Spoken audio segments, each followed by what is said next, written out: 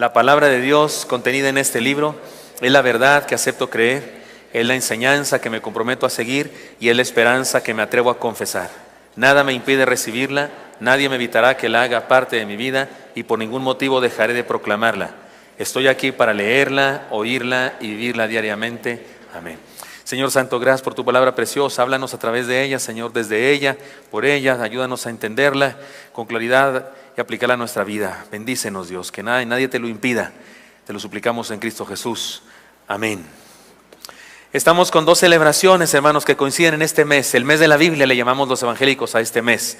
Celebramos la importancia de la Biblia, su traducción a todos los idiomas, el hecho de que tenemos ustedes y yo libertad para leerla, el hecho de que muchas personas a través de la historia han querido acabar con la Biblia. Ha habido decomiso de Biblias en diferentes países, quema de Biblias en diferentes países. Esas personas que lo intentaron ya se murieron y la Biblia sigue viva y eficaz para transformar nuestras vidas. Pero también celebramos 500 años de la Reforma Protestante, 500 años de que comenzó un movimiento filosófico, religioso importantísimo en la historia de la humanidad, que trajo a la luz de nueva cuenta las doctrinas bíblicas que siempre habían existido, pero que habían estado ocultas por causa de una iglesia mundial que se había alejado de la palabra del Señor. Y esto trajo una revolución incluso a niveles sociales, políticos, industriales, porque dio libertad a los científicos, dio libertad a los filósofos y a los países a pensar, a hacer cosas diferentes y a progresar. De hecho, los historiadores reconocen que la reforma religiosa trajo progreso a la humanidad. Y ustedes y yo nos basamos en 2 Timoteo 4, 1 al 12, que dice: te encarezco delante de Dios y del Señor Jesucristo, que juzgará a los vivos y a los muertos en su manifestación y en su reino. Lean conmigo esto si está en la pantalla, versículo 2, que prediques la palabra, que instes a tiempo y fuera de tiempo, redarguye, reprende, exhorta con toda paciencia y doctrina. 2 Timoteo 4, 1 y 2. Este es un pasaje muy importante que nos da pie para todos los sermones de este mes. No que estudiaremos este pasaje, sino que este pasaje nos dirige hacia donde la palabra de Dios nos hable. Y el sermón de hoy se llama El bautismo, la paradoja de la vida y la muerte. Está basado en Romanos capítulo 6, versículos 1 al 13. Déjenme introduzco de esta manera. Usted ha oído esta frase, ha dicho esta frase: me quiero morir, ¿sí? ¿La ha dicho? Cuando alguien dice mucho, me quiero morir, le cantamos una canción que dice: prometes y nada. Pero es una expresión de desesperanza, es una expresión de qué mal está esto, qué problema. Pero Pablo nos habla de la maravillosa, la bienaventuranza de morir, que puede traernos vida verdadera. Se relaciona con aquella palabra de Jesús cuando dijo: el que quiera ganar su vida la perderá, pero el que pierda su vida por causa de mí y del evangelio la hallará. Por eso llamamos a esto la paradoja de la vida y la muerte. De eso se trata el pasaje que leeremos hoy. Y esta verdad, esta paradoja, se ilustra perfectamente en el bautismo. El bautismo es una ordenanza que dejó el Señor Jesucristo, que es como una dramatización de una doctrina. Y justamente de esta doctrina, la paradoja de la muerte que trae vida. Porque el bautismo es un símbolo de morirse, por eso te sepultan, y luego surges del agua, naces de nuevo a una vida superior, mejor con Cristo Jesús. Por eso el bautismo bíblico es la inmersión, no la salpicación, no la chorrito en la cabeza, sino la inmersión en agua de una persona creyente, nacida de nuevo, con uso de razón, que toma la decisión de eso. Pero no todo el tiempo fue así.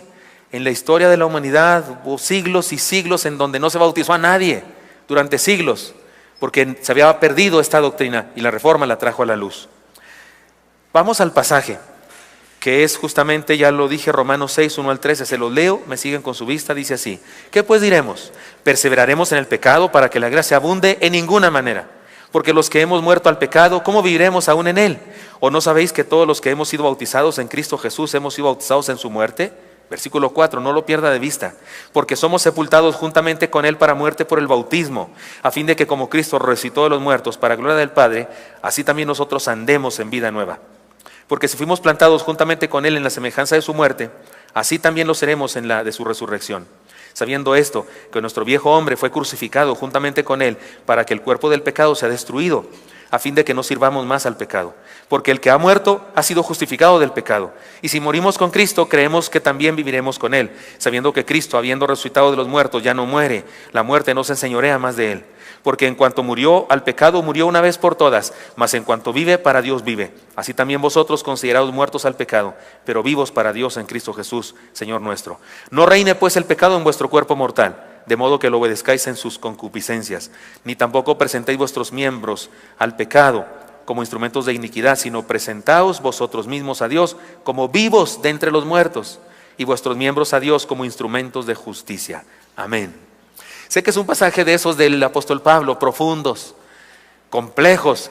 El hermano Pedro, en una de sus cartas, dice con respecto a las cartas de Pablo, que tiene algunas partes difíciles de entender y confusas. ¿No ha leído Pedro que dice eso? Que hay cosas que dice Pablo que están difíciles. Pero ¿sabe qué es lo que lo hace difícil? Que no entendemos el contexto histórico de cuando lo dijo, pero lo voy a explicar, aunque más adelante. Primero déjeme hacer un paréntesis histórico, porque acuérdense que estamos celebrando 500 años de Reforma Protestante. Déjeme hacer un paréntesis histórico.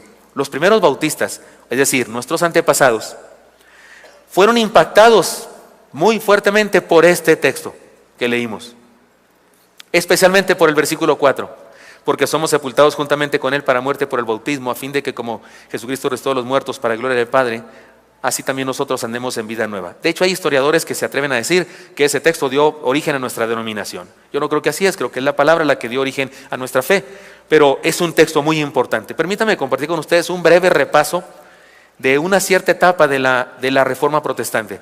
Después de que ya habían surgido Lutero, Calvino, Zwinglio, hubo algunos otros reformadores que salieron de ellos mismos y demás, pero hubo una reforma en Inglaterra, no tan santa. El rey Enrique VIII, 1491-1543, decide separarse de Roma, de la iglesia de Roma, y funda la iglesia anglicana. No por razones teológicas, no es que descubrió cosas que estaban mal, no, fue un asunto moral, más bien inmoral. Fue un asunto non santo, por así decirlo. Esa no fue una reforma de la que podemos usted y yo sentir que qué lindo, no, fue una asuntación diferente, pero abrió puertas, porque al estar separada la iglesia de Inglaterra de Roma, ya no tenía que rendir pleitesía, ni tenía que ajustarse a sus decretos y cosas, y comenzó a cambiar. Después de él vino otro rey, Eduardo VI. Él intenta llevar a cabo reformas, las cuales no son suficientes, pero algo hizo. Él por lo menos intentó, ya no solamente por razones políticas, sino por razones ya de ideas y de filosofía y cosas religiosas, y trató de cambiar algunas cosas, no gran cosa, pero hizo su intento. Después de él vino una llamada María Tudor. Esta no nos cae muy bien, porque ella resulta que intenta regresar a la iglesia anglicana, a Roma, porque ella es devota de esa religión y entonces quiere regresar. Pero después de ella viene Isabel I, esta es famosa, se hacen películas sobre ella, usted las ha visto en la televisión, y ella tiene una postura político-religiosa llamada la Vía Media, que quiere decir que favoreció el regreso de los que quiere decir que estaba en paz con los dos lados. No quería tener problemas con España, si es que no tiene problemas con Roma y con el catolicismo, y no quería tener problemas con los países que se habían independizado también, como Alemania, y que habían hecho una reforma, y entonces se lleva bien también con ellos, y da permiso de que en su país las personas pues más o menos tengan libertad, y deja de haber persecución. Y personas que habían huido de Inglaterra al continente, porque usted sabe que Inglaterra es una islota, las personas que habían huido de Inglaterra al continente regresaron, algunos pastores, y cuando habían ido al continente se habían mezclado con otros reformadores y habían aprendido cosas y habían intentado más reforma, y regresan a Inglaterra, y entonces surgen dos grupos muy interesantes, que acuérdense que estoy planteando así como una línea de por dónde venimos nosotros, de dónde venimos nosotros. Surgen los puritanos. Los puritanos, usted y yo decimos puritano a alguien que es así como muy moralista o que trata de portarse muy bien, pero tienen su nombre por causa de que ellos querían purificar la iglesia anglicana. Dicen, algo está mal y hay que purificarla. Pero surge otro grupo más radical, de a estos venimos nosotros, que se llaman los separatistas. Ellos decían, no, la iglesia anglicana no tiene remedio, hay que separarnos de ella. Decían cosas fuertes, decían, es apóstata. Es una mentira, no puede salir de una fuente de agua salada a agua dulce. Así que hay que formar una nueva iglesia. Y se separan y forman comunidades de fe. No creen en una macro iglesia del mundo, no creen así como en un líder mundial. Ellos dicen, Cristo es nuestro líder mundial, y forman comunidades. Comunidades, estoy hablando de 15 personas, de 7 familias, de si acaso 30 personas, cosas así. No hay ciudades como las de ahora, de millones de habitantes, hay pueblos. Sí hay ciudades, pero pequeñas, como los pueblos de nosotros ahora. Y ahí forman comunidades de fe, pequeñas, y se separan de la iglesia anglicana. Son perseguidos por todo el mundo. Son perseguidos por la Iglesia Católica, son perseguidos por la Iglesia Anglicana, son perseguidos incluso por los calvinistas y por los luteranos y demás, porque son reformadores que empiezan a tener una postura radical. De hecho, de estos grupos surgen dos grupos a los que algunos empezaron a llamar bautistas. No era su nombre, no crea que ponían en su casa Iglesia Bautista, no, era un apodo así como de molestia, estos bautistas. Ahorita vamos a enterarnos por qué. Pero había dos tipos, se llamaban los bautistas generales y los bautistas particulares. Está bien sencilla y bien obvia la razón porque son generales y particulares. ¿Quieren saber por qué eran generales y particulares? Los generales opinaban que Cristo murió por todo el mundo y que algunos podían escoger creer y otros no. Y los particulares decían, no, Cristo solo murió por los escogidos. O sea, no iba a gastar su sangre por todos, no, solo derramó sangre por los escogidos. Y decían, eran como calvinistas, tenían la influencia de Calvino. Decían que solo murió por algunos, porque Dios escogió a unos para salvación y a los otros no los escogió. Entonces por eso no murió por ellos. Pero los bautistas generales decían, sí, murió por todos. Estos grupos, insisto, no es que se llamaban así, ni se llamaban bautistas general, no decían, yo soy bautista general, y yo soy... No, eso es el nombre que le ponemos en la historia cuando los estudiamos, cuando estudiamos lo que creían. Pero en realidad ni nombre tenían, eran comunidades, les llamamos así para su estudio. Pero estos dos grupos tenían por lo menos tres características en común. Número uno, deseaban una reforma radical. Es decir, estaban insatisfechos por las reformas a medias de los otros grupos, de los luteranos, de los calvinistas, de los menonitas, de los anglicanos. Usted cuando oye menonitas se imagina un niño con un pantalón de pechera vendiendo quesos y galletas, ¿verdad? Pero los menonitas eran seguidores de Menon Simons. Menon Simons era un gran pastor, muy moralista, muy estricto en su conducta, y él era un reformador. Y estos grupos que les digo estaban insatisfechos con esas reformas. Decían, no, todavía no llegamos. Decían ellos, debemos regresar a la mera Biblia. Hay cosas que seguimos haciendo igual que antes las hacíamos en la iglesia anterior. Debemos ir al Nuevo Testamento. Estaban insatisfechos, eran apasionados por la Biblia y querían regresar a lo mero del Nuevo Testamento. No sé si le está dando gusto, pero a mí sí me está dando gusto. Sí me estoy identificando con ellos.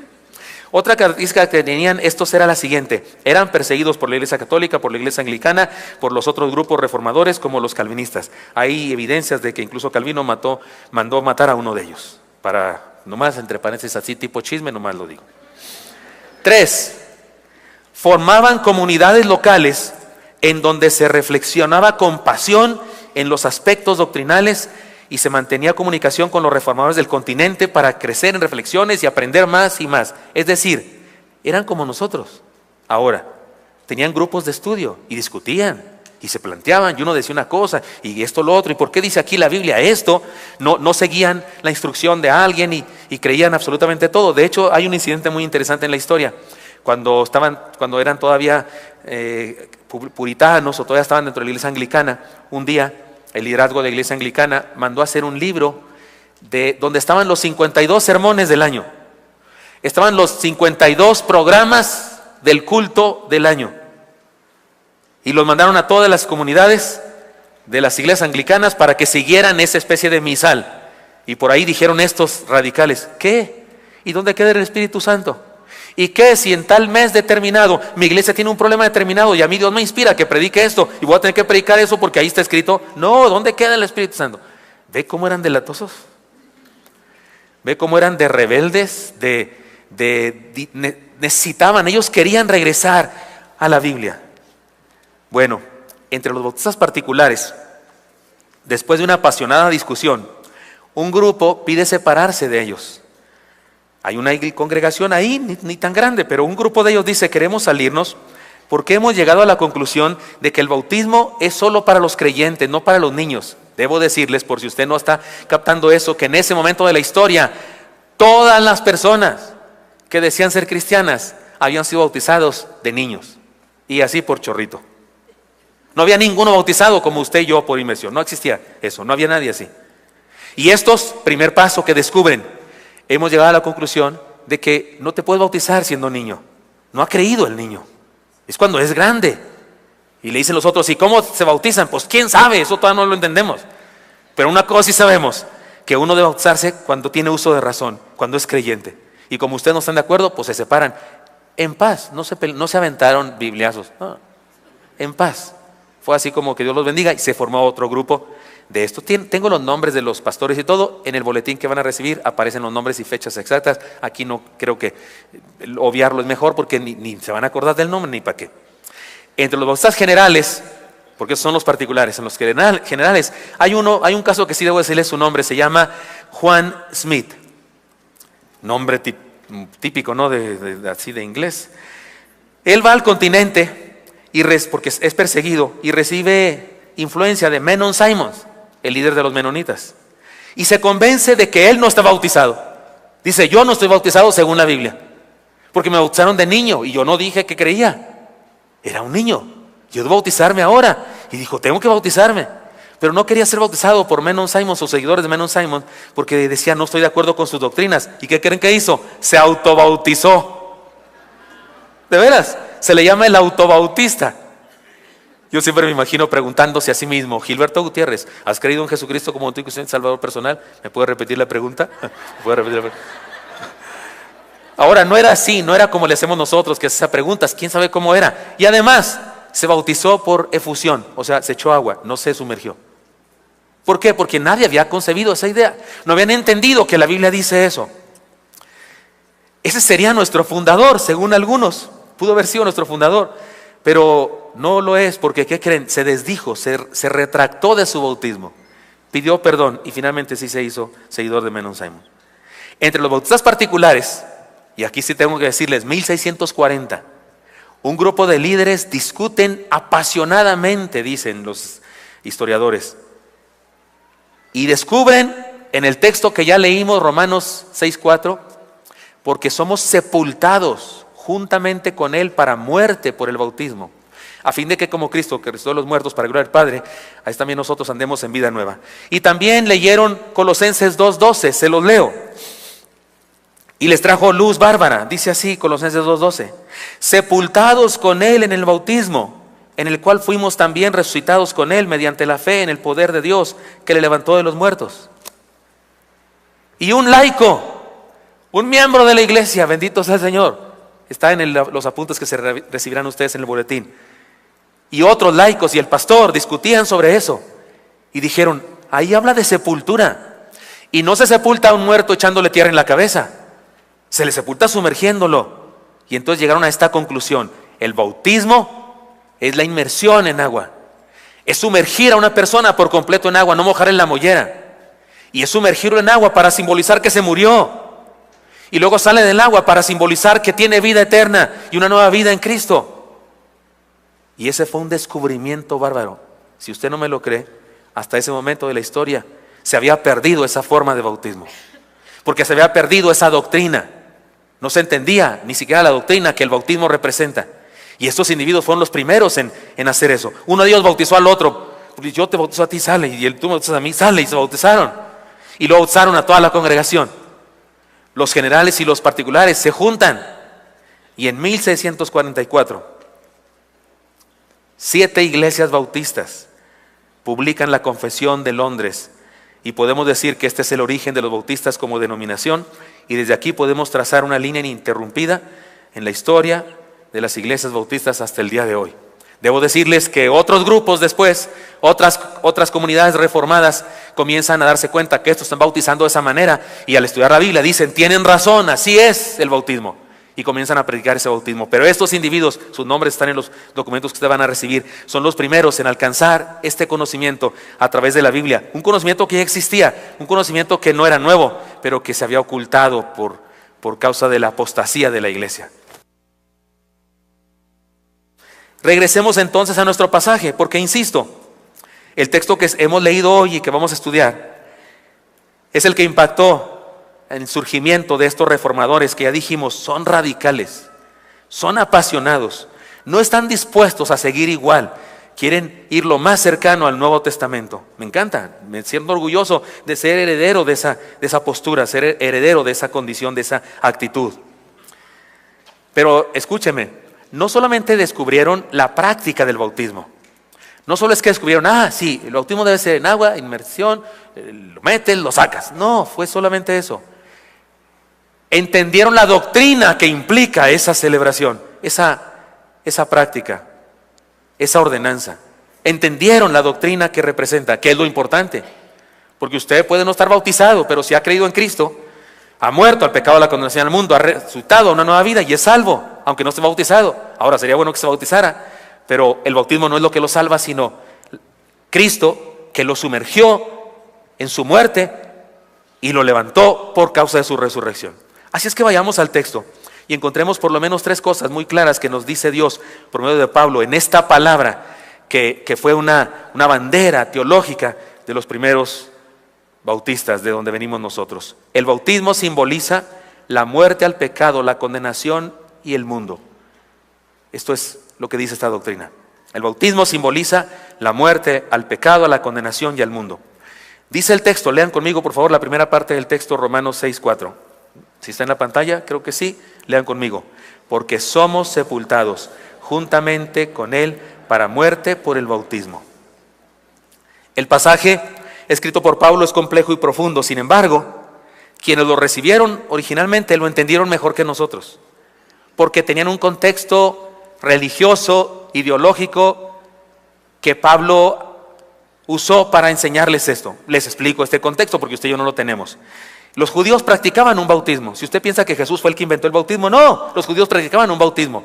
El bautismo era una especie de iniciación para una persona que era no judía, quería hacerse judío de religión, pero era gentil, era espartaco, era griego, era romano, era alguna otra cosa, lo bautizaban.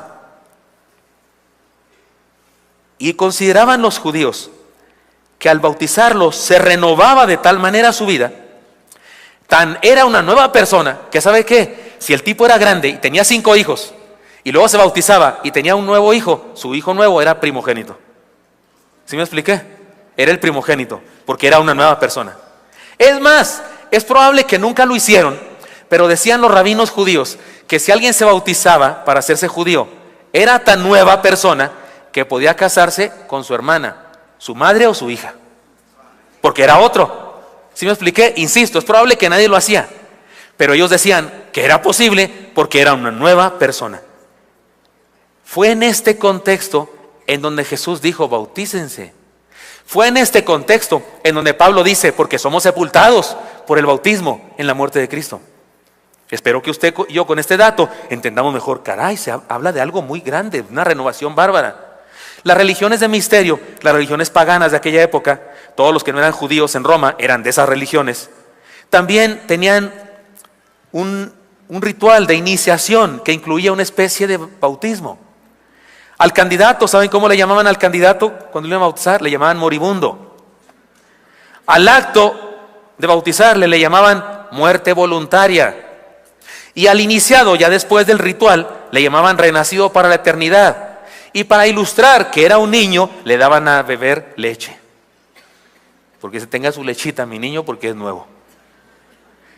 Es en este contexto en el que el Señor nos habla de bautizarnos, y es en este contexto en donde Pablo nos habla del bautismo, que es morir con Cristo, sepultados, y luego renacer por su resurrección. ¿Qué nos enseña? Varias cosas muy importantes. Habla de entrega total. Soy nuevo de plano, definitivamente. Me entregué por completo. Entregarnos a Él es mucho más que aceptar unas declaraciones de fe. Es mucho más que aceptar un credo. Es mucho más que aceptar una tradición. Entregarnos a Él significa morir a lealtades anteriores. Siempre que alguien acepta una fe, le da la espalda a otra. Creer en Cristo significa darle la espalda a otra. Y no estoy hablando solamente de darle la espalda a creencias religiosas, como dejar de ser de tal religión, lo que sea. También debemos darle la espalda a ciertas ideas filosóficas y también a ciertas prácticas morales de nuestra vida. Porque significa morir a lealtades anteriores. Es ser quitado del poder de nuestros antiguos dueños de nuestra vida, y es dejar de existir al pecado, a la condenación y al mundo. En algunas órdenes monásticas hasta la fecha, y también en algunas sectas ocultistas como la masonería, practican un ritual parecido al de las religiones de misterio de la antigüedad. Hay diferentes ritos de la masonería. Hay diferentes ritos, pero yo tengo un amigo pastor que antes de convertirse fue masón. Y él me cuenta que hubo un funeral para su iniciación. Lo acostaron en un cuarto así oscuro, lleno de símbolos, y lo acostaron ahí a él. Pusieron cirios. Cirios, ¿se entiende cirios? Velas enormes, pusieron velas enormes encendidas, se echó incienso. Alguien ahí vestido de no sé qué dijo palabras fúnebres, como que estaba muriéndose él. Y luego después dijo palabras de resurrección, y cuando se levantó le pusieron un nombre nuevo, secreto, solo entre ellos. Ahí sé que algunas órdenes monásticas en la iglesia católica, y lo digo con mucho respeto para todos los católicos, no se ofenda, solamente estoy dando datos aquí que nos pueden ilustrar cosas, que también practican eso. Cuando alguien se inicia, primero no, ¿cómo se dice? Es novicio, es nuevo, pero cuando ya se ordena en esa orden monasterial, se lleva a cabo un ritual como que él se muere, como que todas posesiones se desaparecen, no le pertenecen, y se entrega todo a Dios, y se lleva a cabo un ritual de este tipo. Oiga, hermano mío, esto habla de una conciencia profunda de muerte. Creer en Cristo y bautizarnos no debería ser menos que eso, cuando esto de creer en Cristo es más real que cualquiera de esos rituales de las sectas o de cualquier cosa.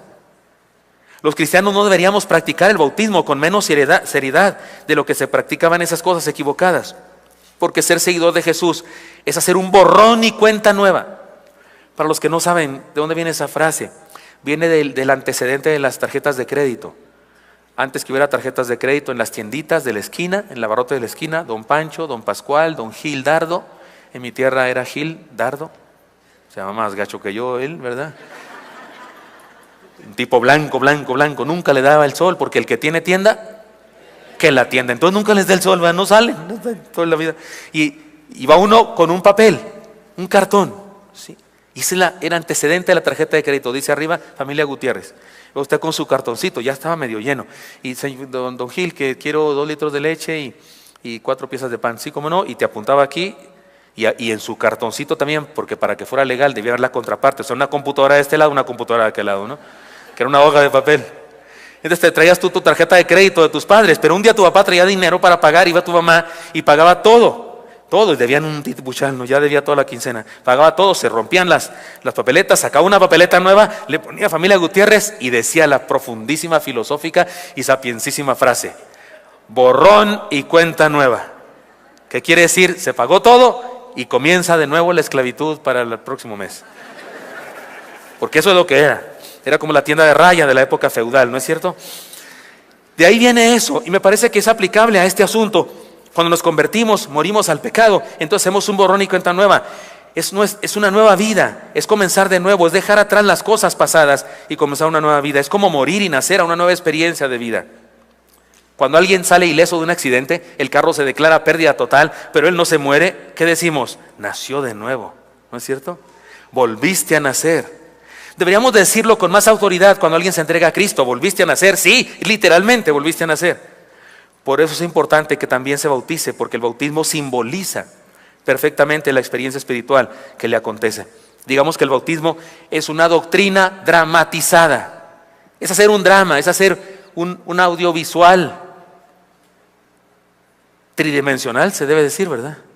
Tridimensional de la salvación, de la doctrina de la muerte para vivir, de la paradoja de que para vivir hay que morir.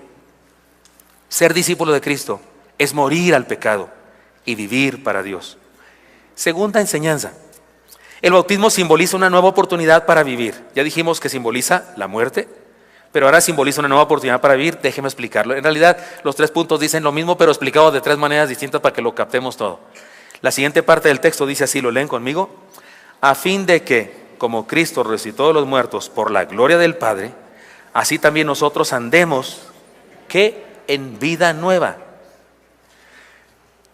En ciertas épocas de la historia, en otros países, ha habido una ley extraña, pero existe documentación de que existió esta ley en algunas culturas, que se llama la muerte sustituta. Es decir, si alguien era condenado a muerte y tenía suficiente dinero, podía pagarle a otro para que ocupara su lugar en el paredón. O sea, usted había sido condenado a muerte por guillotina, por fusilamiento, por ahogamiento, la horca. Usted podía pagarle a alguien para que muriera en su lugar. Y usted dice, ¿y qué bruto se va a permitir? Si lo van a matar, ¿cómo se va a gastar el dinero? Se lo deja a su familia. O sea, había gente tan pobre, tan en la calle, que decía, bueno, por lo menos eso voy a hacer bien por mi familia. Voy y todo el dinero se lo doy a mi familia y lo saco de pobres aunque yo me muera. Había gente, en un sentido el seguro de vida es como parecido a eso, ¿no? Si es cierto o no es cierto. Porque el seguro de vida a usted no se lo da nunca, a menos que se muera. Entonces, ¿cuál seguro de vida? Es seguro de muerte, ¿no? En realidad mi seguro de vida es seguro de mi esposa, ¿no es cierto? Porque valgo más muerto que vivo, dicen algunos. Así era esto. Alguien aceptaba ese dineral, pero para su familia, y entonces él ocupaba el lugar. Pero ¿sabe qué pasaba? Que el ricachón, el que estaba condenado a muerte y no moría, tenía un mausoleo, una tumba elegantísima, donde iba a morir. ¿Y qué cree? Pues ahí sepultaban al otro, aquel que había sido tal vez muy pobre. Ahí lo ponían. Y en el mausoleo y en la tumba decía el nombre del rico. ¿Sí me explico? Porque se supone que ese se murió. De tal manera que el rico que vivía a partir de ese momento se llamaba como el otro, como el difunto. Era una ley. Está raro. Bueno, aunque nos resulte muy raro, de eso habla Pablo cuando habla de estas cosas. Dice: fuimos plantados en la muerte y la resurrección de Cristo. Es decir, que entregarnos a Él significó identificarnos plenamente en su sacrificio y en su milagrosa resurrección. Es decir, que estábamos presentes en la cruz cuando Él moría, y estuvimos presentes en su resurrección cuando se levantó de los muertos. Esta es la razón por la que no se nos puede condenar si ya le entregamos nuestra vida a Él, porque nadie puede condenar a un muerto. Ya nos morimos. A ese hombre que andaba vivo por la calle, oye, ¿qué no mataste tú? ¿Que no fuiste tú el ratero que no sé qué? Dice, no, ese ya se murió, lo mataron, aunque fue otro. ¿Sí captan la idea? No se puede juzgar otra vez, no pueden acusarlo de nuevo, no, porque ya murió en representación el otro de él. Así Cristo hizo por nosotros. Dice Pablo, ser cristiano es mucho más que haber nacido en un hogar cristiano. Pablo dice que nuestro viejo hombre, nuestra naturaleza pecaminosa, fue crucificado juntamente con Cristo. Esto es importantísimo. Si nuestro pasado fue crucificado con Cristo, no lo bajemos de la cruz, sino para sepultarlo para siempre. Supe de un hombre que tenía problemas con el alcohol y alguien, un psiquiatra, un psicólogo, le recomendó una terapia del espejo que consistía en que debía pararse todas las mañanas en el espejo y mirarse a sí mismo en el espejo y decirle: óyeme tú, Gilberto Gutiérrez, ni una copa más, no vuelvas a tomar ni una sola gota de alcohol, solo por hoy, no tomes más. Funcionó unos días, hasta que encontró una toalla para tapar el espejo y se ponía hasta atrás. Si mi viejo hombre, nuestra nueva naturaleza, fue crucificada con Cristo, no la bajes de la cruz, déjala en el sepulcro, no la saques del sepulcro. Así como morimos con Cristo, hemos sido resucitados con Él para vivir para Dios. Facundo Cabral, amigo de la hermana Ada, ¿dónde está la hermana Ada? Por aquí no vino hoy. Pero amigo de la hermana Ada, cristiano, decía él, asesinado recientemente, no, el año antepasado, allí en Guatemala, tristemente, tuvo cáncer en sus ojos, tuvo muchas operaciones y muchos tratamientos por un cáncer terrible en sus ojos, pero eso no lo mató. Y él decía, el cáncer no me quita la vida, si acaso me la despierta. Me gusta la idea. La cercanía con la muerte, la posibilidad de morirse, te despierta a vivir. Que la conciencia de nuestra propia muerte en el Señor nos motive a vivir con más intensidad. Sé que quedan cosas sin aclarar aquí, así es el pasaje de Pablo, por eso tengo un tercer punto para aclarar lo demás. Pero hasta ahorita nos ha dicho el texto lo siguiente: el bautismo simboliza la muerte al pecado, a la condenación y al mundo. Hemos muerto al pecado. No existimos para el pecado, para la condenación y para el mundo. No nos puede poner en su lista la condenación, porque Cristo nos hizo morir en la cruz. Pero además de eso, nos hizo renacer. El bautismo por eso simboliza también una nueva oportunidad para vivir. Pero en tercer lugar, y esto es lo que tal vez puede quitar dudas a algunos que se están quedando con dudas ahí en su cabeza, el bautismo simboliza la realidad de una vida transformada. No reine pues el pecado en vuestro cuerpo mortal, de modo que lo obedezcáis en sus concupiscencias, ni tampoco presentéis vuestros miembros al pecado como instrumentos de iniquidad, sino presentaos vosotros mismos a Dios como vivos de entre los muertos, y vuestros miembros a Dios como instrumentos de justicia. Algo muy importante que entender en este discurso paulino: no se trata de un ritual mágico por medio del cual se opera un cambio sustancial en nuestro ser, como creen algunos. A algunas personas les encantan las transformaciones express. Algunas personas quieren la santificación express.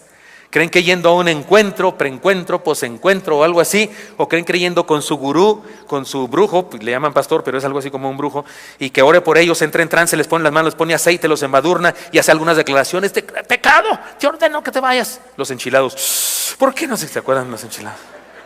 Yo creo el pecado enchila o algo así, porque le hacen. Y creen que porque su griterío y porque dice palabras y cancelo y construimos muros de protección, cosas así que dicen, no sé, tipo metafísica, tipo algo así.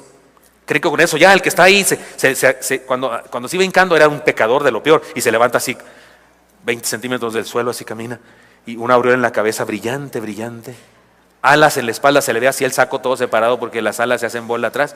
No pasa eso, no es verdad, no pasa eso. Hay gente que le gusta esa idea, y como tienen alguna cierta emoción, pues creen que funciona, pero al cabo de unos días se nota que no funciona. El bautismo al que Pablo hace referencia es el símbolo de sumergir a alguien en agua para testimonio público de su fe en Jesús. Este es el punto. El agua es agua, y el candidato sigue siendo un hombre antes y después de sumergirlo en el agua, antes y después del acto. Pero su compromiso adquirido voluntariamente lo pone en la dirección correcta de la vida. No se trata de creer que el bautismo salva y quita alguna cosa mala de la vida del creyente y le hace santo automáticamente. No, el bautismo testifica y explica la decisión del discípulo, pero ahora depende del discípulo el ejercicio de una nueva vida. Por eso Pablo hace una seria y puntual exhortación a la ética cristiana. Pueden leer conmigo, está escrita en la pantalla. Dice: no reine pues el pecado en vuestro cuerpo mortal. Si fuera automático, ¿para qué no lo dice? Pues ya, no es automático. Debo decidir eso. Por eso Pablo dice: no reine pues el pecado. Si ya moriste al pecado, ¿por qué lo resucitas? ¿Por qué te resucitas tu naturaleza pecaminosa? No reina el pecado en tu cuerpo. No es posible, como pretendían algunos, según las declaraciones de Pablo, perseverar en el pecado para que la gracia abunde. No es posible estar vivo por la fe y vivir como muerto. No es posible estar vivo para el mundo y estar vivo para Dios. No es posible. Para alguno de los dos estás muerto. Cuando alguien quiere vivir en el pecado por su propia voluntad y gusto, no ratifica más que su condenación eterna y su amargura de vida. Déjame decirles dos cosas importantes, porque algunas personas están confundidas con respecto al bautismo.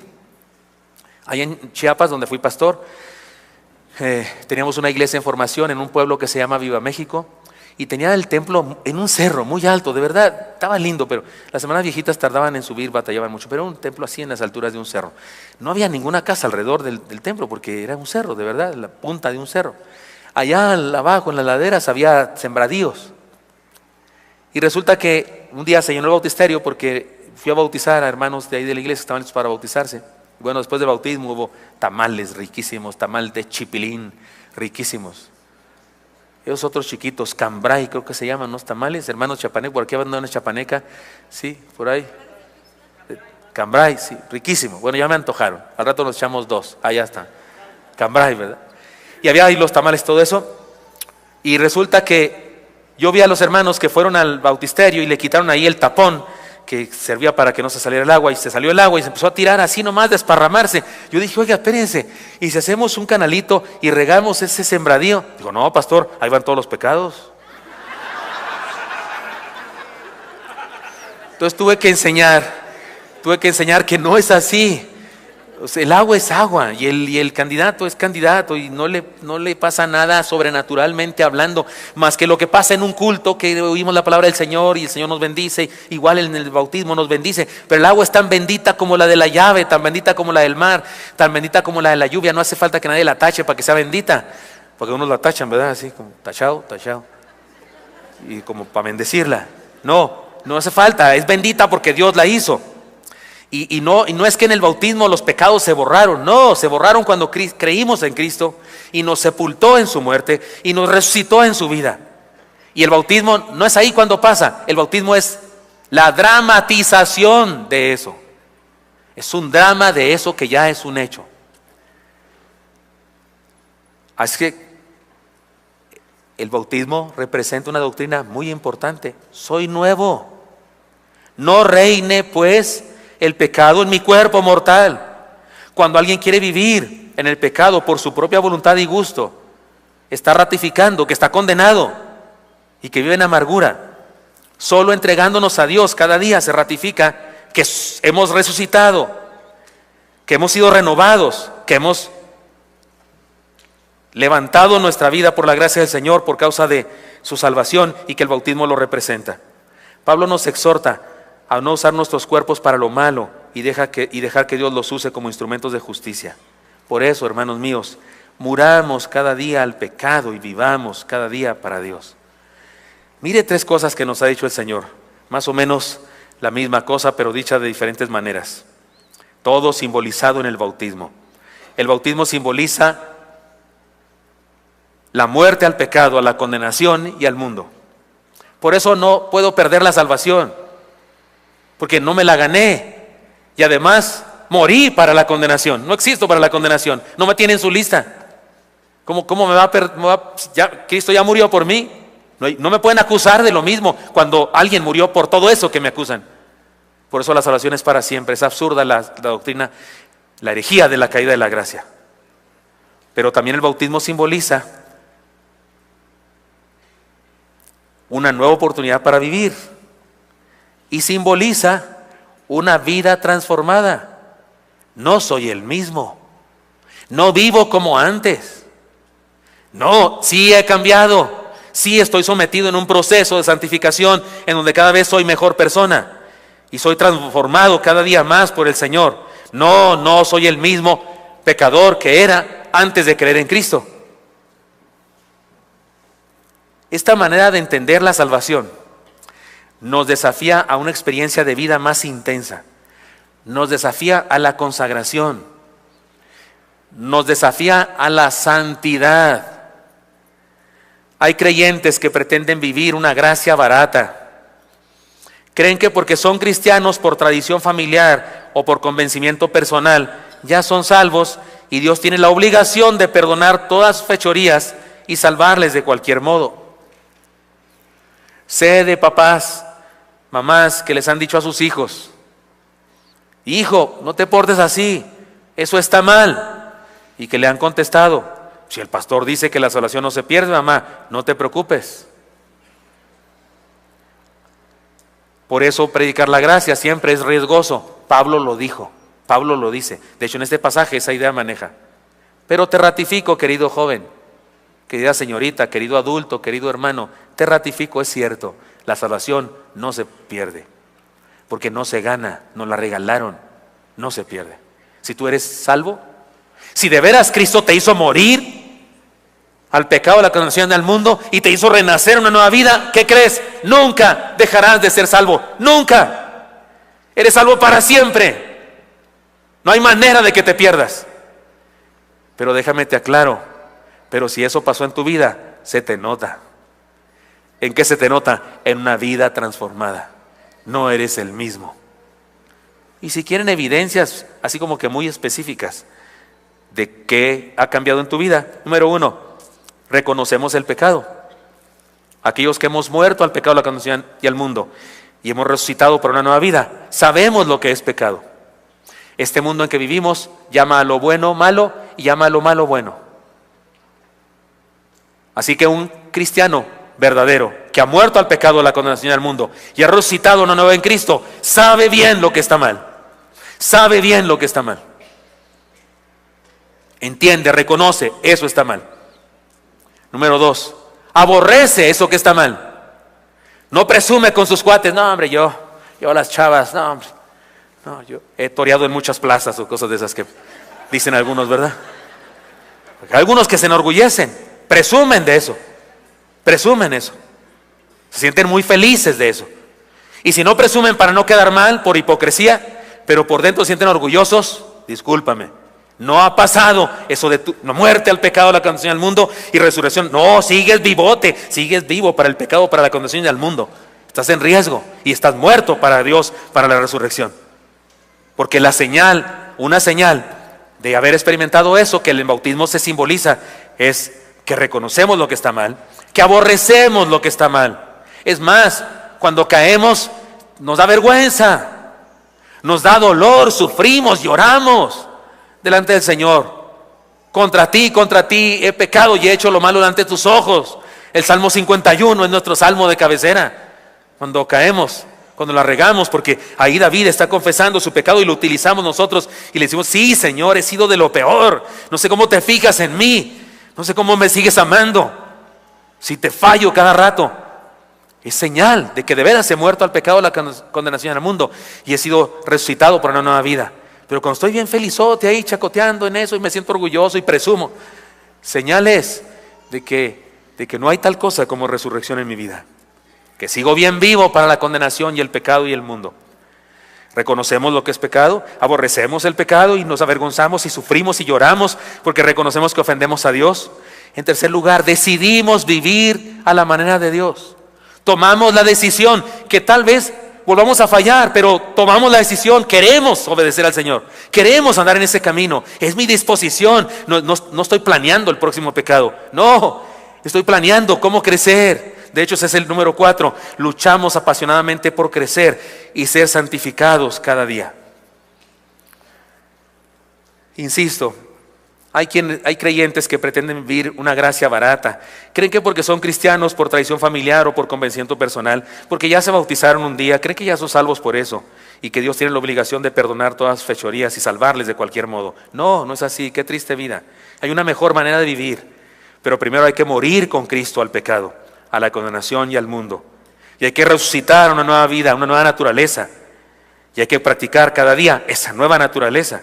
Y ya dije las 4 señales que nos pueden ayudar a entender que tengo esa nueva naturaleza. Sé lo que es pecado, aborrezco el pecado, decido vivir fuera de eso, a la manera de Dios, es decir, y lucho apasionadamente por crecer. Por eso voy a una zarza, voy a un grupo celular, es decir, voy a un camino de Maús, me inscribo en un instituto, vengo a la iglesia, leo su palabra, escucho los devocionales y otros más, leo la Biblia, estudio, porque apasionadamente quiero crecer como estos héroes de nuestra historia, que no estaban conformes con las reformas a medias y querían regresar a la mera palabra del Señor.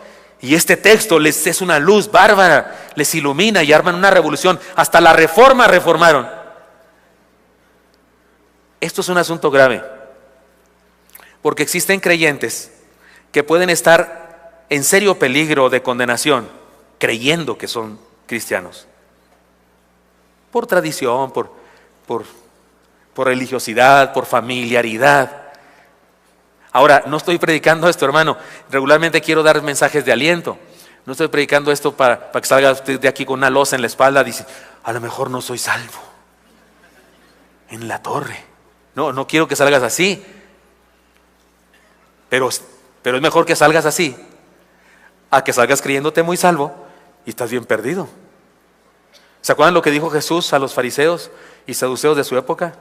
Les dijo: las rameras y los publicanos, léase publicanos, los que van a bares y antros y borrachos, mujeriegos, parranderos, jugadores, entiéndase eso por publicanos. Dijo Jesús: las rameras y los publicanos les llevan la delantera en el reino. Yo digo: ¿cómo? Estos son religiosos, viven la ley al pie de la letra, diezman hasta de las hierbitas, hasta de la hierbabuena de su casa, diezman.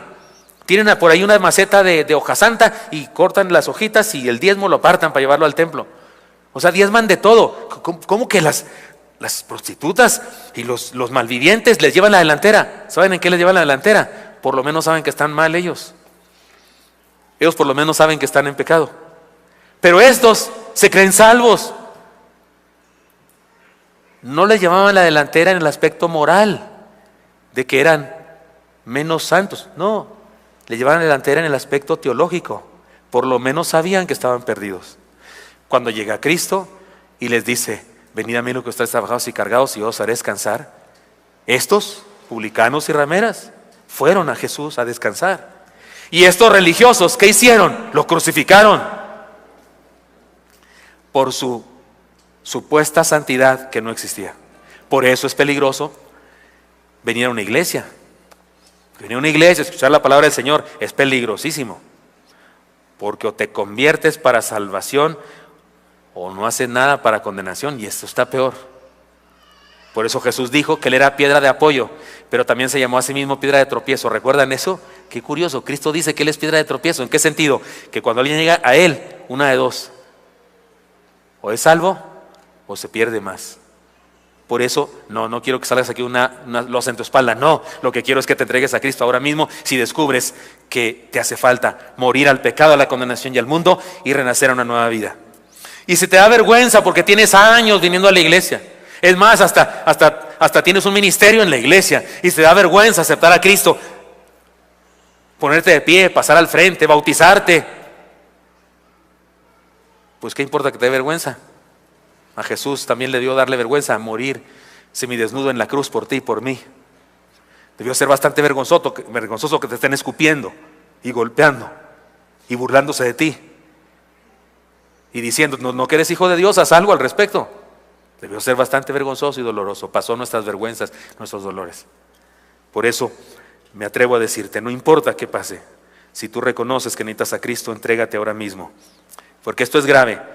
Porque existen creyentes que pueden estar en riesgo sin serlo, en peligro de condenación creyéndose que son cristianos. Así que asegurémonos de haber muerto al pecado. Vivamos la verdadera vida en Cristo. Hermanos míos, gracias al Señor por su palabra y por las doctrinas que emanan de ella, y por esta doctrina hermosa de la salvación desde este punto de vista de la paradoja que hay que morir para vivir. Esa doctrina que los primeros bautistas de la historia descubrieron, pastores y laicos apasionados, buscadores de la verdad de Dios, que por ahí andaban luchando, siendo perseguidos, los perseguía todo el mundo, porque eran tan radicales que les caían gordos a todos por radicales. Por eso cuando en nuestra iglesia queremos hacer alguna revolución, queremos cambiar algo porque descubrimos en su palabra que es mejor hacerlo de tal o cual manera, y se levanta alguien y dice: nosotros los bautistas no hacemos eso. Eso es no bautista, para que vean. Porque los bautistas eran revolucionarios, se les llama así, los revolucionarios del siglo XVII, porque eran radicales.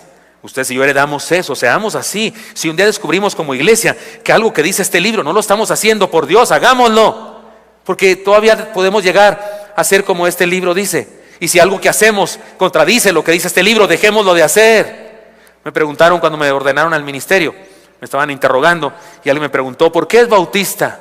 Y yo dije: porque creo que los bautistas somos los más cercanos al Nuevo Testamento, a las enseñanzas y principios de los apóstoles. Y se levantó alguien y dijo: los más cercanos. ¿Qué haría usted si encuentra otro grupo, denominación más cercano al Nuevo Testamento? ¿Qué haría? Y yo dije: pues me hacía de ellos, faltaba más, faltaba menos. Me iba con ellos y me daban permiso, les pedía anuencia. Gracias a Dios estaba ahí un americano, un misionero de campo, y dijo: hermano Gilberto Gutiérrez, qué buena respuesta. Con ese tuve para santificarme. Porque en mi tierra, cuando habla un gringo, ha hablado Dios. Así somos ¿cómo se dice? Se llama paternalistas. Ahí somos de paternalistas, tenemos una influencia. Habló el americano, me santificó. Gracias al hermano Spam por decir qué buena respuesta. Nadie más me volvió a preguntar al respecto. Pero es verdad. Si la Biblia dice que hagamos algo, que no hagamos algo, hagámosle caso, porque usted y yo somos apasionados, radicales por ir a la Biblia. Por eso vienen modas del neocarismatismo y la televisión, inventan cosas. Vamos a la Biblia. Se caían así los del Nuevo Testamento. Se caían, no se caían. Se quitaba el saco Pablo y tumbaba a medio mundo. Ni saco tenía. Pero pasaban fenómenos de eso. Alguien hacía cosas y hacían cancelación de maldiciones generacionales. Hicieron declaración, declaro. ¿Acaso dijo Pablo: aguijón, te expulso en el nombre de Jesús? Porque les encanta hablar de poder. Tengo el poder, la autoridad, aguijón en la carne. No, dijo: Señor, quítame el aguijón. Y Dios le dijo: no, está bueno pues. Después de 3 veces ya, está bueno pues. No declaró nada. Le faltó ungir con aceite, sí, de hacer declaraciones y enchilarse. Eso le faltó, la enchilada fue lo que faltó. No faltó nada de eso. Dios no quiso, porque es soberano, porque Dios no me obedece. No le muevo la mano a Dios, como dicen las herejías del neocarismatismo. Usted mueve la mano a Dios. ¿Cómo le voy a mover la mano a Dios? Es todopoderoso, soberano. Yo soy mugre humano y voy a andarle moviendo la mano a mi Señor. Él me mueve la mano a mí. Pero estas herejías no están aquí. Por eso usted y yo debemos seguir siendo radicales defensores de este libro y vivir lo que dice este libro, la palabra de Dios, no las modas y lo que hacen en el mundo, este mundo que se aleja más de Dios cada vez en el neocarismatismo. Por eso este paréntesis histórico nos enseña a ustedes y a mí también. Hermanos míos, entonces, vivamos la verdadera vida en Cristo, esa que en la práctica del bautismo se representa gráficamente de forma perfecta. Hemos muerto al pecado, hemos muerto a la condenación, hemos muerto al mundo, hemos renacido a una nueva experiencia, somos diferentes. Caminemos en esa dirección, en ese proceso de santificación, seamos distintos, reconozcamos lo que es pecado, aborrezcamos lo que es pecado, decidamos no vivir en ese camino y luchemos por santificar nuestra vida para hacer la voluntad de Dios en todo. Queridos jóvenes, preciosos jóvenes, no se dejen engañar, por favor. No vivan una gracia barata, por favor.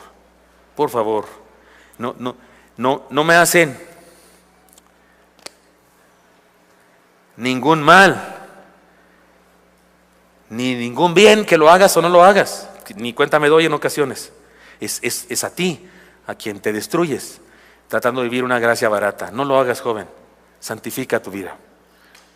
Vive como resucitado. Una hermana, termino con esto, una hermana de la iglesia, allá en Chihuahua, tenía un hijo de esos adolescentes a los que no le gusta bañarse. Todo el mundo ha tenido un adolescente que no le gusta bañarse, y algunos muy bendecidos tienen varios. En cada etapa, porque tiene muchos hijos, porque así es el adolescente. Pero este es exagerado, así. Este era de hueso colorado, adolescente. O sea, adolescente, ¿cómo se dice? Extremo. De veras, no le gustaba asearse. Y un día había una fiesta en la iglesia, no sé qué, y le dijo a la hermana: chamaco, ve, báñate, por lo menos mira que hay invitados para que ayudes. Andaba todo mugroso el chamaco y regresó así todo relamido, así. Traía el copete así como que una vaca le había, así, de veras. Y llegó así muy bonito, con ropa muy linda. Y la mamá: ¿qué? Acércate, apesta, no te bañaste, cochino, nomás te pusiste eso. Y lo manda a bañarse otra vez. Hay religiosos así. Sí. Pero nada, ¿sí me expliqué? ¿Estoy hablando claro? No toleres eso en tu vida. No, deja que Cristo te transforme. Ni siquiera es tan difícil. Es más difícil ser inconverso. Es más difícil ser cristiano chafa. Es más difícil ser no cristiano. Ser cristiano nomás te dejas transformar. Caminas en su dirección. Por eso vivamos lo que representa el bautismo. Señor Santo, te doy gracias porque me das permiso de hablar con mis hermanos esta palabra, y porque me das el gozo, Señor, de recordar junto con ellos esta historia hermosa de los héroes de la fe que perseguidos, algunos asesinados, ofendidos, torturados, se mantuvieron firmes en buscar en tu palabra, Señor, la verdad, para hacerla surgir y enseñarla a todos. Señor, gracias por la herencia de fe que tenemos. Permítenos ser pues dignos de recibir esta herencia para también nosotros ofrecerla a los que vienen detrás de nosotros. Y permítenos, Señor, vivir esta fe que hay en ti, la fe verdadera. Mis hermanos, sigan orando. Y tal vez hay alguien aquí que quiere decirle al Señor Jesucristo: Señor Jesús, reconozco que necesito morir al pecado. Por eso te entrego mi vida, Señor. Mira, hermano, amigo, hermana, si ni siquiera entiendes cómo funciona, no importa, igual funciona si crees en Jesús. Lo que tienes que hacer hoy es entregarle tu vida y decirle: Señor, aquí estoy, perdóname, sálvame, límpiame, dame una nueva vida, resucítame, sálvame, Señor, te entrego mi ser. No importa si tienes mucho viniendo a la iglesia, o si es la primera vez, o tienes poco, no importa. Si tú reconoces que necesitas hoy nacer de nuevo, estés bautizado o no estés bautizado, si reconoces que necesitas experimentar ese milagro de la resurrección espiritual, pues entrégate hoy a Cristo. Y si lo estás haciendo, habla con Él. Y si lo estás haciendo, si lo quieres hacer, te invito a que en tu lugar levantes tu mano y me des permiso de orar por ti. Hay alguien aquí que quiere tomar esta decisión. Dios les bendiga, Dios les bendiga, Dios les bendiga, Dios les bendiga. Les felicito a los que están levantando su mano. Dios les bendiga, les felicito. Si alguien más toma decisión, Dios te bendiga, Dios te bendiga, Dios les bendiga. Déjenme orar por ustedes. ¿Alguien más toma esta decisión? Levante su mano, por favor. Dios le bendiga. Dios les bendiga. Pido ahora a todos los que levantaron su mano, pónganse de pie en su lugar, por favor. Quiero orar por ustedes, pero me gustaría verlos cuando esté orando y pedirle a Dios que los bendiga.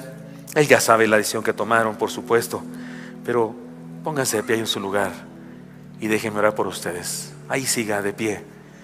Señor Santo, ponga en tus manos, Dios, a estos hermanos y hermanas adultos, ancianos, jóvenes, adolescentes incluso, Señor, que toman una decisión tan importante. Dios Santo, te pido que les bendigas, que les hagas morir, Señor, a todo lo malo y que les hagas renacer, Señor, a esta nueva experiencia de caminar contigo. Bendíceles, Dios, y úsanos como iglesia para guiarles en el camino de la fe, Señor. Bendícelos a todos, a los valientes incluso que tienen tiempo en la iglesia y que toman esta decisión ahora. Bendíceles, Dios. Los pongo en tus manos preciosas y gracias por la salvación en Cristo. Bendito seas en Cristo Jesús. Amén. Dios les bendiga. Pueden sentarse.